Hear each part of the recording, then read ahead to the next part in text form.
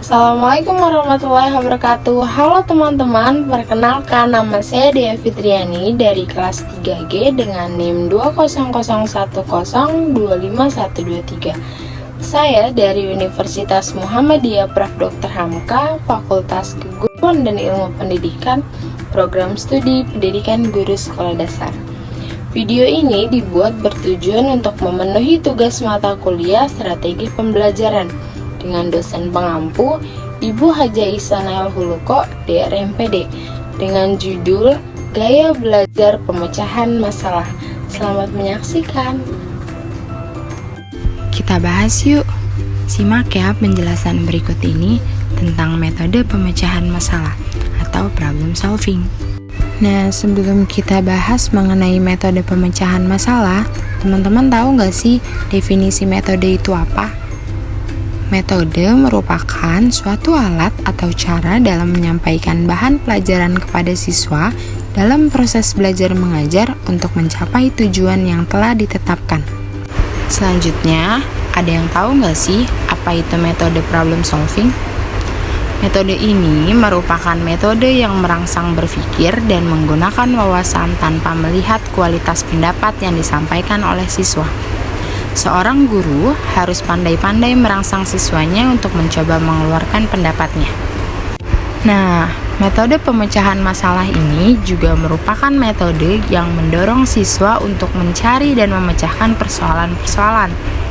Ada kalanya manusia memecahkan masalah secara instinktif atau naluriah maupun dengan kebiasaan, yang mana pemecahan tersebut biasanya dilakukan oleh binatang. Lalu, langkah-langkah apa saja ya yang bisa kita lakukan dalam pelaksanaan metode ini? Kita simak yuk. Yang pertama, ada penyajian masalah. Guru menyajikan masalah kepada siswa dalam bentuk pertanyaan atau pernyataan yang merangsang untuk berpikir. Tidak ada penjelasan atau demonstrasi karena pemecahannya bersumber dari anak. Selanjutnya, tentukan prosedur. Para siswa harus memikirkan prosedur yang dibutuhkan untuk mencapai pemecahan.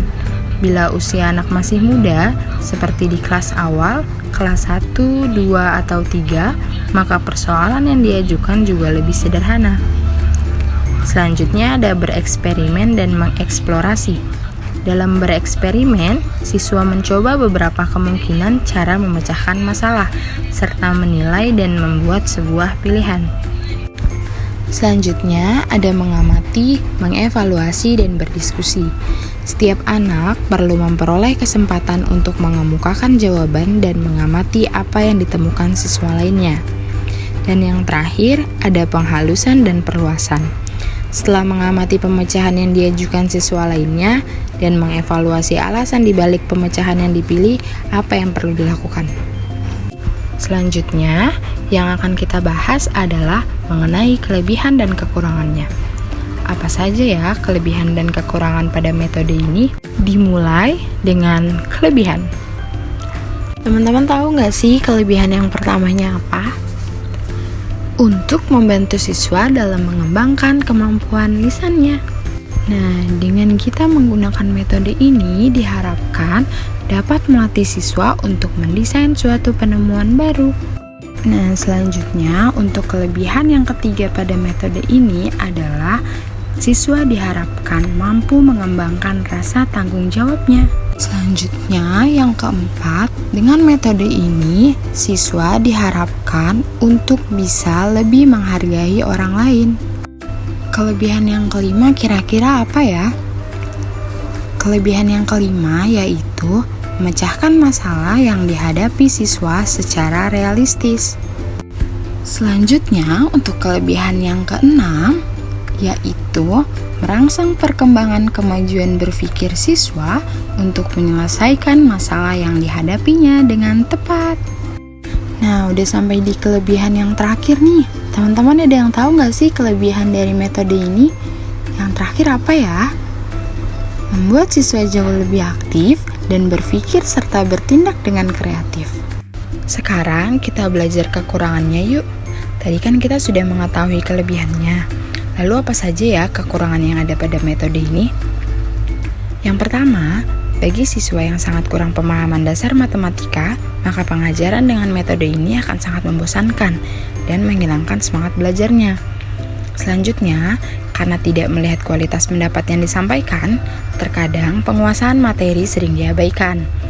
Yang ketiga, metode ini seringkali menyulitkan mereka yang sungkan mengutarakan pendapatnya secara lisan. Yang keempat, metode ini memakan waktu yang cukup lama.